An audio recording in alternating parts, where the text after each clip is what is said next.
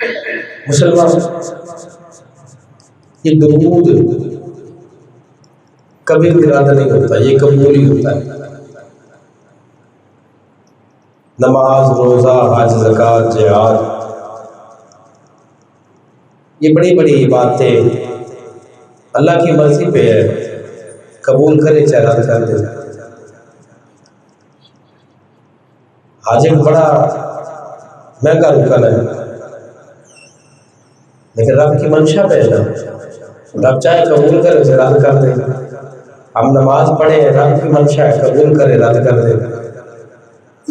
لیکن درود ایک ایسی عبادت ہے جو قبول ہی ہوتی ہے، رد ہوتی نہیں۔ کیوں کہ درود کیا ہے؟ اللہم صلی علی، اللہم صلی علی، اے اللہ تو نبی پاک پر درود بھیج، اللہم اے اللہ صلی درود بھیج علی محمد، محمد صلی اللہ علیہ وسلم۔ رب تعالیٰ کیا فرماتا ہے؟ ان اللہ و ملائکتہ یصلون علی النبی، اللہ اور اس کے فرشتے تو یصلون مضارع ہے، ہمیشہ ہمیشہ اپنے محبوب پر درود بھیج رہے ہیں۔ رب بھیج رہا ہے درود، اور ہم نے کیا کیا ہے؟ ایک عرضی پیش کی ہے، اے خالق اپنے محبوب پر درود بھیج۔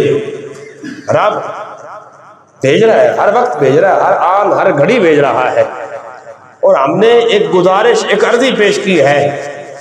ہمارے کہنے سے نہیں رب بھیج رہا، رب تو خود فرما رہا ہے کہ میں بھیجتا ہوں، یہ ہماری عرضی ہے، رب بھیج ہی رہا ہے، رب نے بھیجنا ہی ہے، ہم نے عرضی کر کے گویا کہ یہ عرضی ایسی ہے کہ قبول ہی ہونی ہے۔ تبھی تو کہتے ہیں کہ دعا کی ابتدا میں بھی درود پڑھو، اس کی انتہا میں بھی، جب اول سے بھی قبول ہو جائے گی آخر سے بھی، جو بیچ میں تیری حاجات ہوں گی نا، رب درود کے صدقے اسے بھی قبول کر لے گا رب۔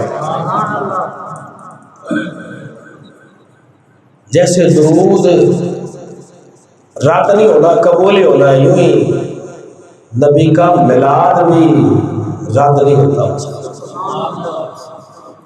یہ دیکھیں اس بات کو، چوٹی کا کافر فرعون ہے نا، اس کے کفر میں بھی علماء نے گفتگو کی ہے کہ مرتے دم ڈوبتے ہوئے اس نے کیا کیا تھا کہ اے موسیٰ میں تیرے رب پر کل ایمان لے آیا،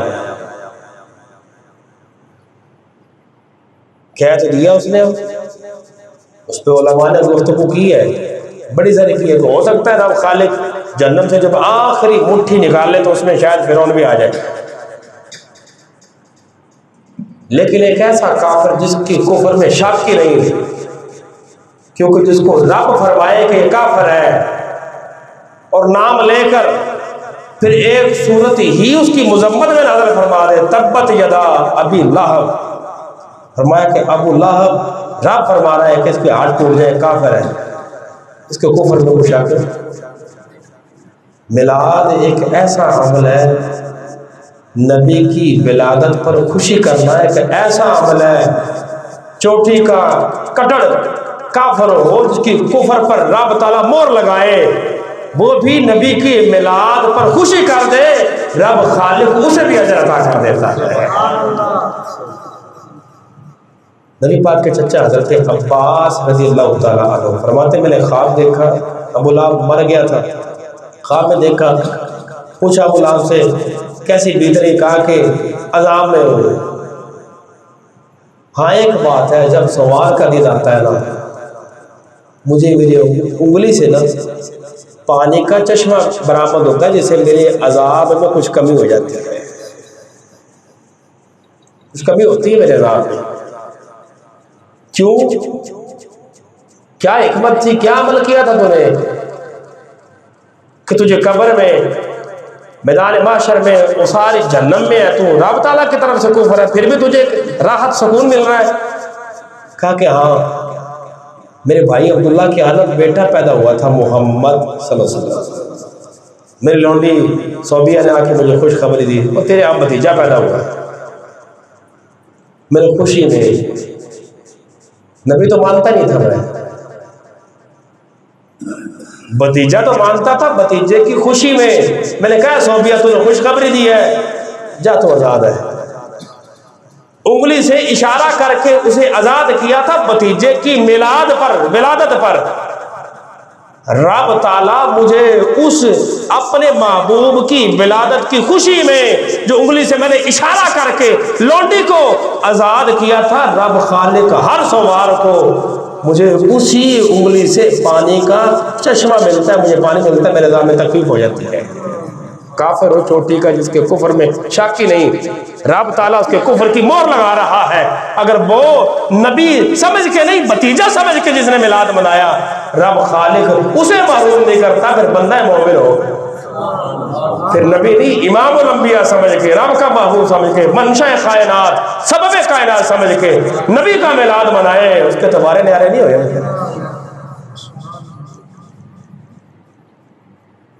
देखो इस बात को भी समझ, हदीस में आता है हजरत आमिर अंसारी रज़ी अल्लाह ताला अन्हु,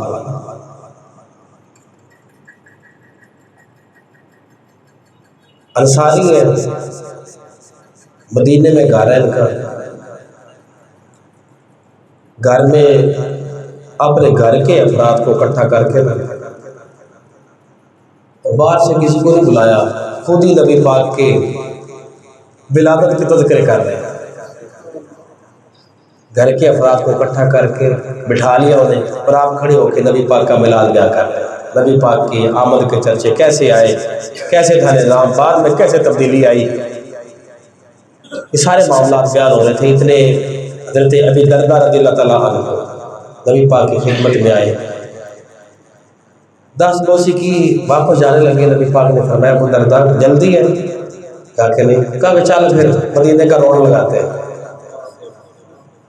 अबू दरदा को साथ लिया नबी पाक ने।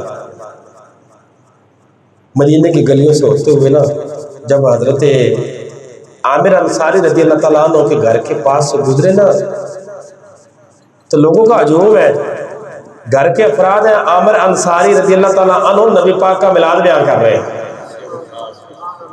नबी पाक जब आए थे तो जुल्म आने से पहले जुल्मत थी, रब के महबूब आए हैं, जुल्मत छट गई है, नूर ही नूर हो गया।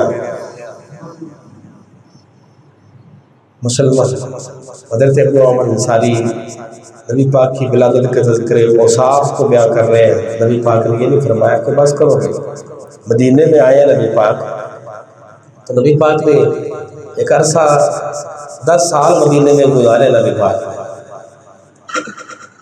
53 बरस मक्के में हिजरत करके जब यहाँ पे आए तो ला माला ये हिजरत के दूसरे, तीसरे, चौथे, 5वें, 7वें, 8वें किसी साल की बात होगी, चलो पहले साल की लगाओ, फिर भी 53 साल तो गुजर गए थे। नबी पाक ने फरमाया कि यार 50 से ज़ायद साल गुजर गए, और तुम आज भी मेरी विलादत के तज़किरे कर रहे हो, बस करो ना, कुरान बयान करो, हदीस बयान करो, नमाज रोज़े की बातें होनी चाहिए। बस मेरा मिलाद हो गया है, 53 साल हो गए, अभी भी वही बातें, वही किस्से नहीं। नबी पाक ने फरमाया अबू आमिर अंसारी, रब ने आसमां से रहमत के दरवाजे सारे खोल दिए। नबी पाक फरमाए रब ने रहमत के दरवाजे तुम पे खोल दिए। फकत यही नहीं, रब ने हुक्म किया मलाइका को इधर आओ, मैंने किया था तुमसे मशवरा, मैं आदम की तख्लीक करना चाहता हूं, तुमने क्या कहा था? फसाद करेंगे। देखो फसाद नहीं कर रहे, मेरे महबूब का मिलाद कर रहे हैं। अब करना क्या है? खालिक फरिश्तों ने अर्ज की, यूं करो कि हाथों को उठाओ, जो मेरे महबूब का मिलाद कर रहे हैं ना, इनके लिए दुआएं मगफिरत करो, बख्शिश की दुआएं करो इनके लिए। हज़रत अबू आमिर अंसारी रज़ियल्लाहु ताला अर्ज की, रब के महबूब ये एजाज, ये रहमतें, ये बख्शिशें बस हमारे लिए है, किसी और के लिए भी है? फरमाया नहीं, जो क़यामत तक तेरे जैसा अमल करेगा, لوگوں کو اکٹھا کر کے میری ولادت کے تذکرے کرے گا، میری میلاد کو بیان کرے گا۔ رب آسمان سے رحمت کے دروازے ان پر بھی کھول دے گا، اور رب کے فرشتے بخشش کی دعائیں ان کے لیے بھی کرتے رہیں گے۔ یہ تو نبی پاک کے صحابہ نے میلاد بنایا، پھر نبی پاک نے دیکھا، دیکھ کے پھر ان کے لیے دعا کی، پھر فرشتے بھی دعائیں کر رہے ہیں، رب نے رحمت کے دروازے کھول دیے۔ پھر تم پر نہیں، قیامت تک جو کرے گا سب کے لیے یہی حال ہے۔ یہ انعام، یہ بخشش ہے، یہ ثواب انہیں بھی ملے گا۔